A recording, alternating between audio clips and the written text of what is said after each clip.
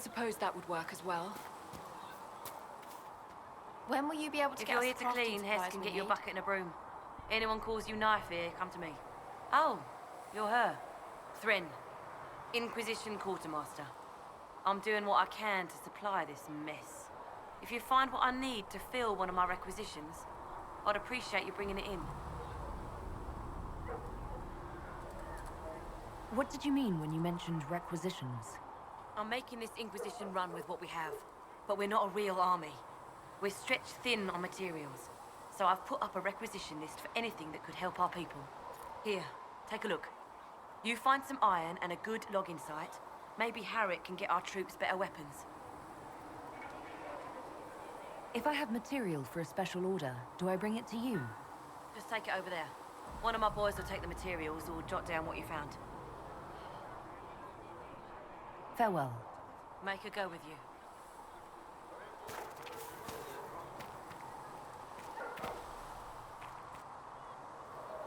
Blessed are the peacekeepers, the champions of the just. Blessed are the righteous, the lights in the shadow. In their blood, the Maker's will is written. Is that what you want from us? Blood? To die so that your will is done? Is death your only blessing? You speak Fandraste, no? What does the Maker's prophet have to say about all of this? What's his game?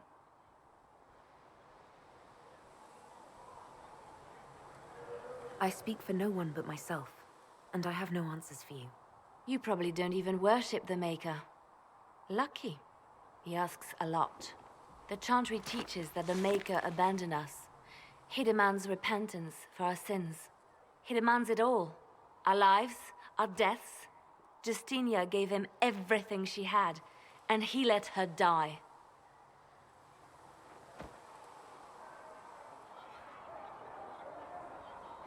Maybe you should be angry at the people who murdered her.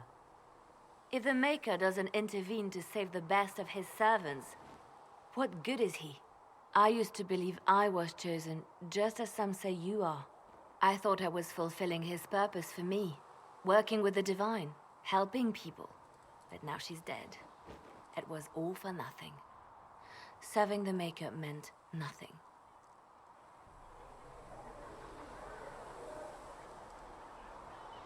Maybe you have another purpose. I could help you find it. No, this is my burden. I regret that I even let you see me like this. It was a moment of weakness. It won't happen again. Come, to work then. We will speak later.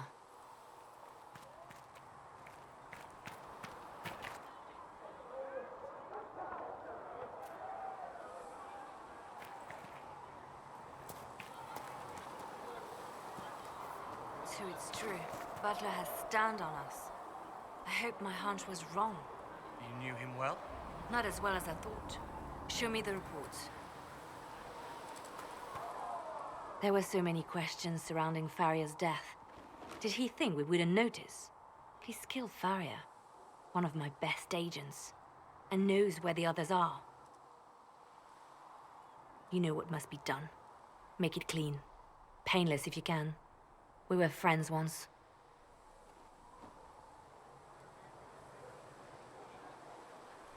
Wait! What are you doing? He betrayed us. He murdered my agent. And you'd kill him, just like that. You find fault with my decision? I'm sure most of your decisions are fine, but that one, a little extreme. Extreme? Butler's betrayal put our agents in danger.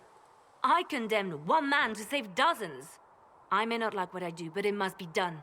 I cannot afford the luxury of ideals at a time like this.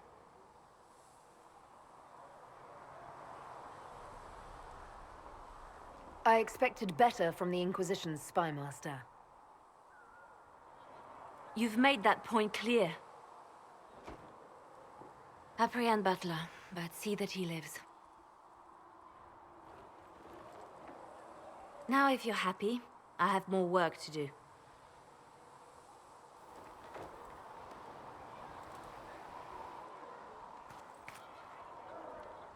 Reports of fade rifts and demons keep coming. The people are terrified, and it's only getting worse. The only thing that will calm their fears now is the hope that someone out there can save them. You have to be that someone. No one else has any power over the rifts. Seal them. Your legend will spread, and Thedas will learn to trust the Inquisition. Why do you want me to seek out the rebel mages? Why do you care? I've known mages. Some of them were better people than me. And yet I'm free and they're not. It's not right.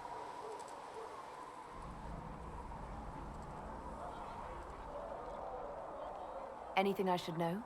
I've nothing to report at the moment. They called you the left hand of the Divine. That they did? What of it? What exactly does the left hand of the Divine do? A Divine always has enemies, and Justinia had more than most. I protected her. I watched, had an ear to every door. I identified threats, and I dealt with them. Why did Justinia have so many enemies? There were many who felt she was unfit to be divine. She had a past, a worldly life. Unlike many, she wasn't given to the Chantry as a child. She chose it, and somehow that made her unworthy. And because they thought she was unworthy, they wished her harm.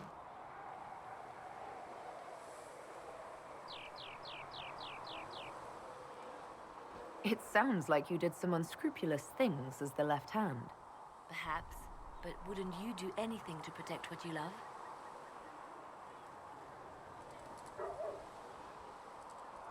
I'd like to hear about Justinia. What was she like? A friend. A mentor. Like me, she had secrets, made mistakes. It made her human. I think her followers responded to that.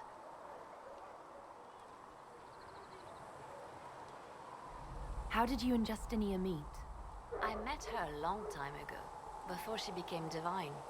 Before she was Justinia. When I met her, she was Mother Dorothea. I was at my lowest. Broken, lost. And she saved me. No, wait. She hates it when I say that. I saved myself. She just showed me it was possible. We'll talk more later.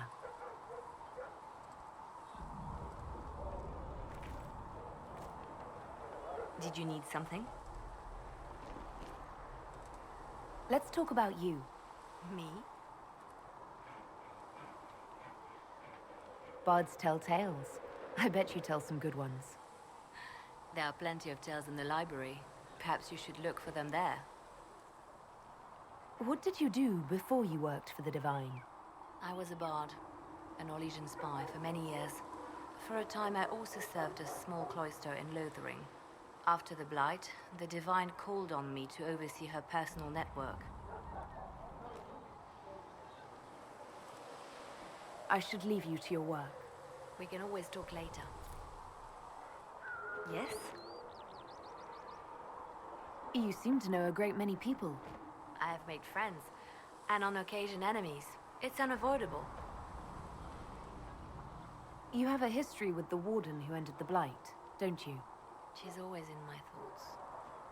Even when we're far apart. My love is on a quest of her own. When the Inquisition has no further need of me, I will join her. For good this time. I have lost enough. I will not lose her as well. They say you spent some time in Lothering. Did you know the champion? We spoke a few times. I seldom left the Chantry, and we never became more than casual acquaintances. I saw more of the Hawk twins. Bethany in particular. She would spend time in meditation at the Chantry, and she seemed to like my stories. The other one, the young man, he was a little surly. I did encounter the champion again later in Kirkwall.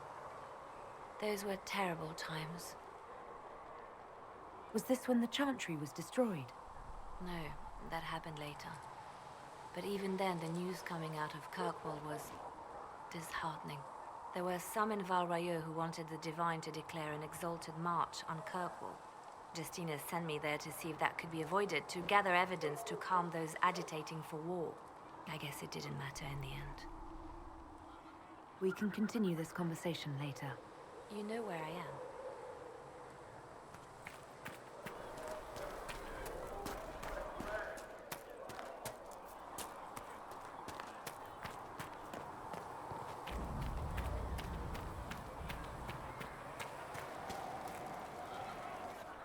So, now that Cassandra's out of earshot, are you holding up all right? I mean, you go from being the most wanted criminal in Thedas to joining the armies of the faithful. Most people would have spread that out over more than one day.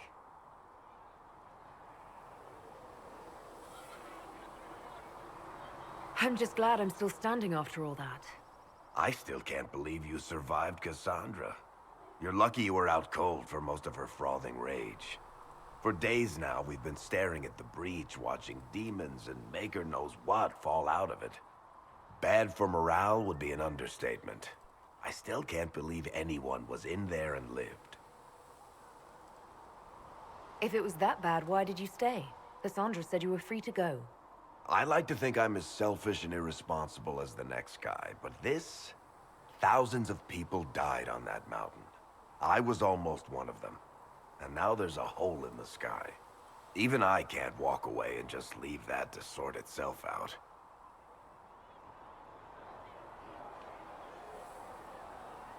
The breach needs to be sealed. The sooner the better. If it can be sealed, you might want to consider running at the first opportunity. I've written enough tragedies to recognize where this is going. Heroes are everywhere. I've seen that. But the hole in the sky... that's beyond heroes. We're going to need a miracle.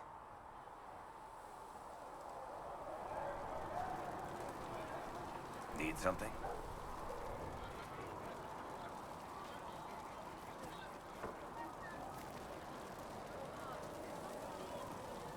I read your Tale of the Champion, and I have a few questions. That's a pretty common reaction. Go ahead. Where are the rest of Hawke's associates now? Meryl decided to look after the elves left homeless by the fighting. She's done a pretty good job of keeping them away from the mages and Templars, so far. I guess she has plenty of practice avoiding stupid human battles with her old Dalish clan. Fenris has kept himself busy, hunting down the Tevinter slavers who came south to prey on the refugees.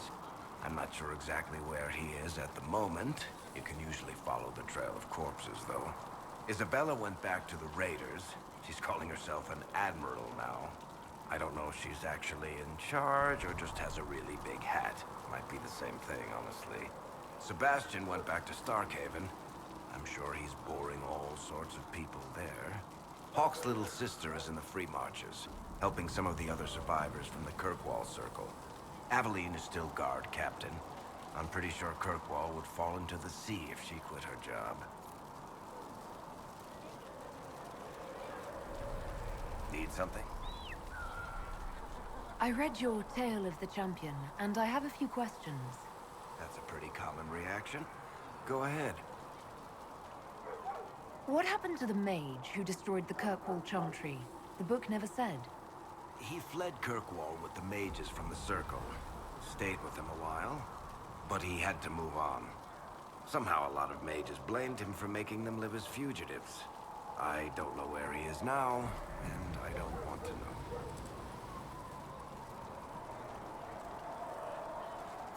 In the book, you say that First Enchanter Orsino turned himself into a giant monster made of corpses. How? Why? Do I look like an expert on magical weirdness to you? Well, I can't tell you how. For the why, all I can say is he was desperate. Carry on. Need something?